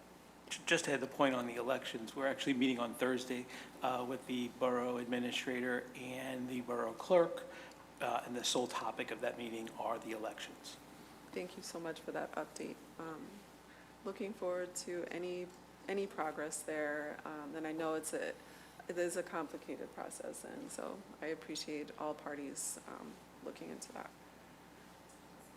Yes, go. I just want to emphasize, Christine touched on it, but it's interesting that I just want to recognize that at different stages of your students' kind of time here, things change. So in elementary school, sometimes it does feel good to have that week off, but when you get to the older grades, it is a challenge to have that week off. So those are things that you kind of learn as you go through the system, because I would have actually felt the same way when my kids were in kindergarten and first and second, but now I feel differently. So when we're looking at pre-K through 12, there's just so much to consider, and it's hard to please absolutely every single group. Yes. I agree, because that's kind of how the feedback that I've gotten. I noticed that depending on the age of the children that's represented, that you're going to, I have had different responses. So I find that the parents that have older children or middle school and above have reported to me that they're not pleased. And it was actually a shock. I didn't expect it. I thought it would actually be the opposite way, but it must represent like what you said, like my daughter's first grade. So I'm kind of like, I'll figure it out.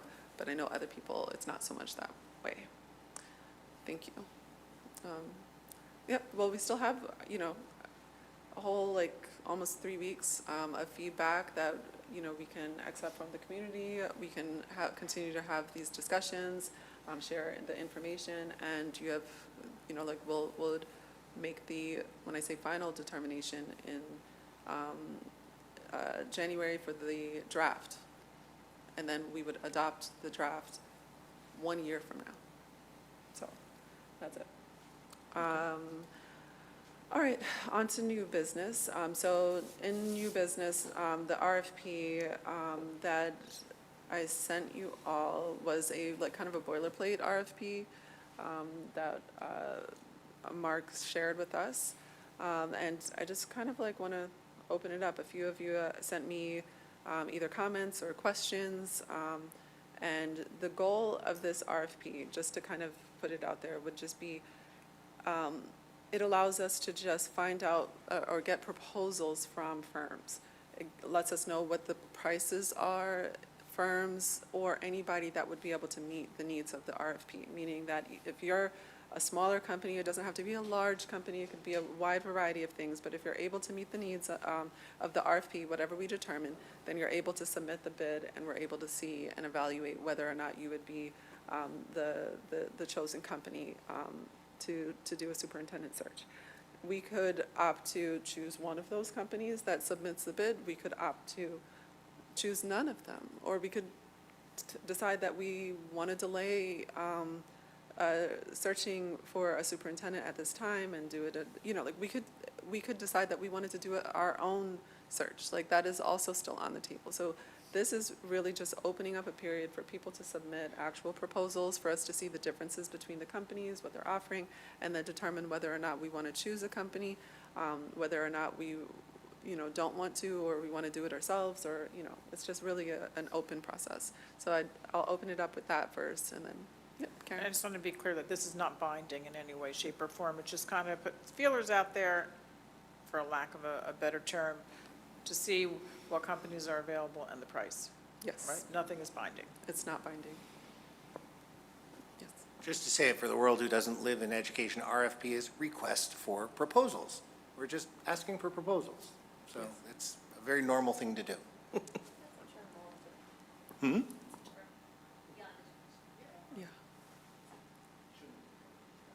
Boaz? So, yeah, I sent some comments about the RFP, just given the fact that it's not mandatory or like binding, maybe some of them are not relevant, but the first one I would say is I would like to ask the companies to actually give us specific on their experience in Bergen County. So C2 ask for experience hiring for superintendents, but ask them to detail their experience in hiring in Bergen County. I heard in the NJSBA conference that there's a lot of differences between how different counties hire, so I think it's important to have experience in Bergen. Second thing is the scope of work. So it just said advertise and recruit. Just so we have a real pricing and a real reflective, I would ask to put specifically actively recruit, because there's different type of companies. Some of them just post and hope for the best, and some of them go out to recruit. So at least we understand what we're paying for.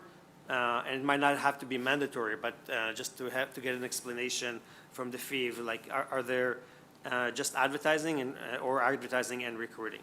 The next thing is we ask for, again, outline of the background. I would ask that they specifically give experience in Bergen County.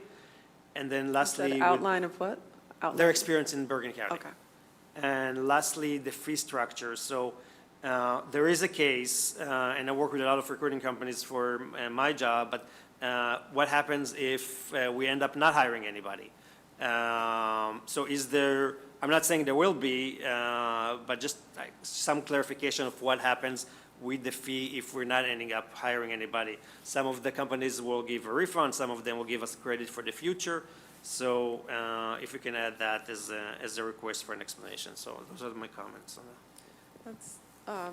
That's good. And then I think with that last thing with the fee structure, I would also say, what happens if someone And again, maybe this is something that either you may be able to answer, or something that they would answer in our actual interview, because this is one step, and then we would then determine who we're going to interview, and then in the interview process, we might ask even more of these questions.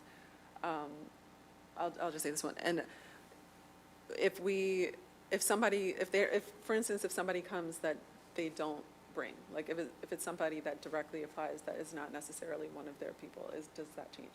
But No, I just wanted to add, when you're crafting an RFP, you would be very clear about what the expectations are. So with respect to the actively recruit, I think that might not get what you want. I think you would need to spell out what it is that you want them to do and let them address that. This way, then you can have an impartial and objective evaluation of each presentation. So while that's fine, I think we just need to say what is that, what constitutes that, and then we should build that into the RFP. Sure, I don't know what their exact wording should be, we can think about it, but my understanding is that there's two type of companies, one that just advertise, and the other ones that are more like an exec search firm, that actually go out and pitch the job, and those are of course more expensive, but it might be worth it based on the delta and the price, so I'm not I'd like opining to on the two understand the subject, delta. on the process, I'm just saying it needs to be Yeah, specific so that we can evaluate. Yes. yes. And honestly, and this is just me talking, if I was going to agree to a firm, I wouldn't want someone that just posts the job and does it passively, because we can probably post that by ourselves, you know? So they got to bring something, value added. Any other questions or comments? Yes. I know it's for the superintendent full cycle, but did we want to add wording in there for also RFP for an interim superintendent? So it gives us options. Yeah, and like, I don't know, I'll send that request to Mark and ask him, because I think those are two different, like, almost a different proposal. Like, if it's a different position, it's not necessarily overlapping, you're asking for something different. But I'll mention it to Mark, and then I'll let you know, tomorrow. Just add, there's a much smaller network of interims, and you wouldn't really want to pay a fee for a search company. NJSBA, NJASBO have a list of all of the folks that are out there doing interim work, and we can then just do our own interview of those people, most of which will have experience in Bergen County as well. Good to know. To that point, but hopefully to close that point, this is a step for us to set a partner to identify and establish a course to achieve the district's objectives. And with all due respect and credit to anybody who can serve as an interim superintendent, it's somebody who just is there to make sure that the existing processes and procedures do not fail at a very critical and sensitive time, but is not necessarily the 3, 4, 5, or 7-year plan. So that's like two very different targets. I'm glad that we're talking about this. I'm glad that it's December and we're talking about this, because this is an important step for us as a board to be able to function and really put our ideas from policy into regulation, if you will. Thanks. All right. So I will continue to accept any suggestions for, I have what you wrote, Boaz, and I will find ways to integrate some of that and send it back out. And then if we agree, then it doesn't require a resolution in order to decide to accept to put the RFP out. So it's something, I'll get back to you with shortly. And then it would be open like after the new year sometime. And, what is a normal period? There isn't a regulated period. We could do it as long as we'd like. I would say not to do anything less than 10 to 15 days. Probably more like 20 to 25 would be the best, but we could shorten that up if we want. Okay. Yeah, so it could be something like reorg date through the end of January or something like that, stay tuned, and we'll go from there. Are there any other, okay, social media disclaimer, just sending this out. So Mark wanted to, well, two things. He's going to come, not the first meeting or reorg meeting, but the second meeting, he's going to come and do an ethics and social media presentation. We do it almost every year, and just talk about some of the updates with regards to school ethics as well as social media. He sent me a recommended disclaimer from the SEC, and it says, "The following statements are made in my capacity as a private citizen and not in my capacity as a board member. These statements are also not representative of the board or its individual members and solely represent my own personal opinions." You know, yes, as a board president, I cannot force anybody to take the recommendation of the SEC or even our own lawyer, but it is still what the recommendation is. I would say that social media discussions are, I think we've discussed this every year I've been on the board, and I would assume that you've discussed it beyond before me. It's always challenging because the information gets out there. Some people solely listen to social media, and then the other people, the vast majority of people are not on the social media boards at all. Like, we have, 11,000 plus, residents, and the vast majority are not interacting on social media. So it's a balance of trying to figure out how to get the information out, how to communicate it effectively. I am taking a more proactive role on social media to try and address comments or address issues or push information out.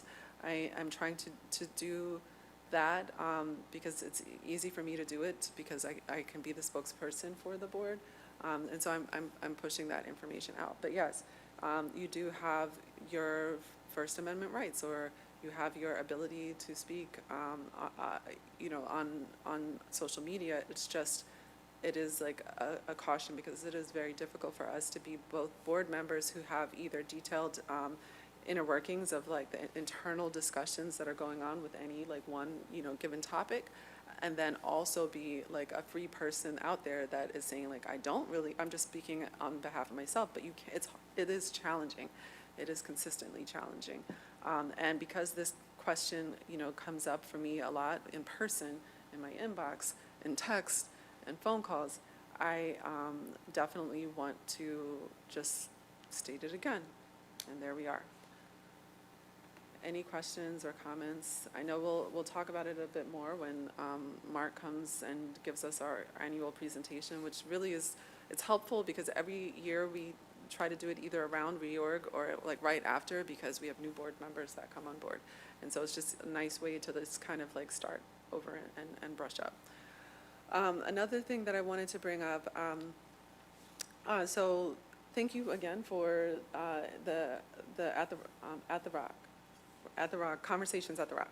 I think part of, and I told Mr. Van Ness this, like initially when I was thinking about it, I was thinking about a lot of things that we were going to do like as a board, and in partnership with our administration. But I think that the way that Conversations at the Rock is going to go, a lot of it is going to be pretty much administration driven, with places where I would say board members, like maybe 2 board members at a time can sign up. I'll try to go to as many of them as possible, but I want to make sure that everyone gets the opportunity to go and be present and just interact with the community. What I would also then ask is that, do you all want to do something as a board, like where that doesn't necessarily include administration, where like 3 board members max would either sit down and do like a, pardon my hiccups, sit down and do like a podcast. Like we could break up topics. We could say, and the podcast we could advertise it. Like we could put it out on either like through our social channels, as like through our communications director and all of that. And we could say, hey, we're going to talk about, whatever policy, blah, blah, blah, blah, blah, whatever our board policy is. And we're just going to have discussion between like maybe the two people that are volunteering to talk that day. Anybody that wants to talk about this policy could come and sit down and talk with us and interact. And it could be something that's like we could put it on YouTube, we could put it on socials, we could do that kind of thing. Just keep it, somewhat structured, but like open, just an easy way for us to, converse. I'll take this as well to NJSBA if you think that there's an opening for that. But I'm just trying to think of like new ways that we're able to like put ourselves out there in a structured format with the community. What are your thoughts? Stephanie? I just mentioned that our media program at the high school is so robust and amazing, and if you decide to move anything forward, I would definitely try to engage them. Thank you. I like it. Anything that communicates with the community is good. Anytime we can get our thoughts out and follow policy, but get our thoughts out. It'll be interesting to see what NJSBA says about it. The NJSBA has a podcast, right? So it'd be hard for them to say that podcast is a bad idea. But yeah, no, that's great. I'm happy to help or participate. Starting one for my work. So, but regardless, just back to the meetings, the community meetings. Two thoughts. One, when we have the community meetings or after the community meetings, it would be great if the people who participate in the meetings just send a summary of the key elements to the board, so the people who did not participate or weren't there just know what the subject that came up, will help share the information. Second part is, sounds like Thursday and 5 p.m. is challenging for a lot of parents. It'd be great if we can, and for us, as some of us as board members, so it'd be great to have other time options. If we move even if we move the closed sessions to a little bit later and then do Monday later on, or that's fully on board. I'm just trying. We're planning on I think this time was the same time as what has been done in the past. So to start there, as well as the challenges with the holiday schedule. But going forward, Mr. Van Ness assured me that we're going to try a variety of different times. There might be times that you might want to do it during the day. Like there are people that are actually more accessible during maybe 1 p.m. And then there are people that require 7 p.m. or 6 p.m. in order to be successful, as well as maybe possibly a virtual option for, I think we're going to try a variety of things to see what works, and administration is supportive. Yeah, that's great, and the virtual I could work around. I know that when you participated in the HSA meeting for Central, they really appreciate the fact that you were there. So yeah, virtual could work as well. Yeah, looking forward to it. Thanks. And then we'll have a variety of topics.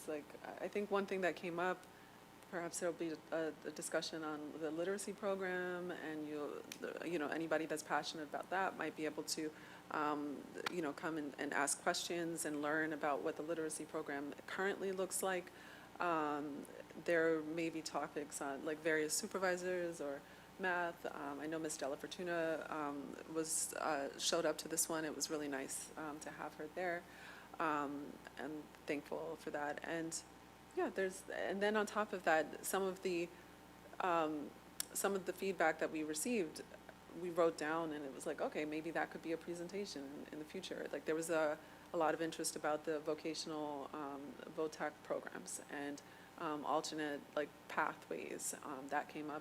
That was a pretty robust part of the discussion, some of which, we touched on today with dual enrollment there and things like that. Not that dual enrollment is an alternate pathway, but just different things that are going on that maybe are not necessarily the traditional AP standard pathway. So that came up. So there's more to follow there.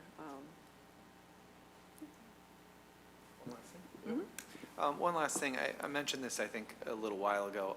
We will release it to you probably tomorrow is what I'm hoping. Another shared drive. Just what you need is another shared drive, which will be the new board member orientation folder. So it's just going to have a lot of the materials that we use for new board members, because we're starting those, orientations this week for the new ones coming on, but we want to make sure you have it all in one place as well. So look for that tomorrow. We're just finishing up a few things today, and it'll be shared with you first and then with them. But it gives them something that we can share with them right away that's not in the confidential realm of those other shared folders that you have access to. Excellent, thank you. Just a comment, thank you for that. I know you, I went to one of the new board member at the school boards. I think Boaz, you went to one, and we all must have hit different ones. So I'm glad that this is being done, because I really think, you know, looking back, anybody who was, obviously we're all new at one time, it would be helpful. So I'm glad to see that's being done. Yes, thank you. So our next meeting, oh, go for it, Dan. Sorry to drag this out.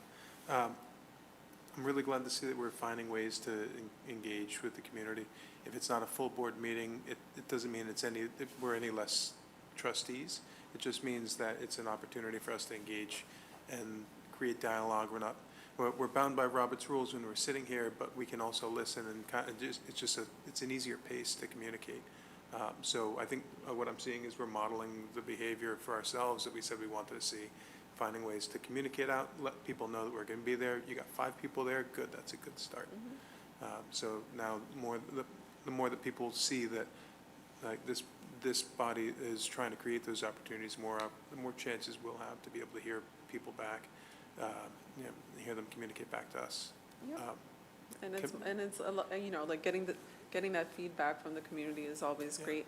And, you know, like we won't be able to obviously rule on any decisions or, you know, all of the things like you might not be able to get immediate answers to things because, you know, like we operate as a board and we'd have to be careful that way. And I assume that's all NJSBA is going to say, is that, hey, you just have to be very careful about like what you're doing and that you're not violating your own policies. But we all kind of know that. And I think that maybe they're not many or any school districts doing this kind of thing, but it doesn't, if it's not prohibited, we can do it, so. It feels like hard work, so it might not be things that people look for, but what you just described is kind of ad hoc committees in essence, you know, a group of 2 or 3, no more than 4 trustees working together on a specific topic and then informing the board at large to be able to discuss in deeper detail. That sounds like what we've been talking about for a while, so I'm glad to see these things happen. Yeah. All right. Grateful for the support. All right, so our next meeting, January 5th, and then I just need a motion to adjourn. All right, Stephanie, and then seconded by Ed. Thank you. All right, all those in favor? All right, we are adjourned at 9:09.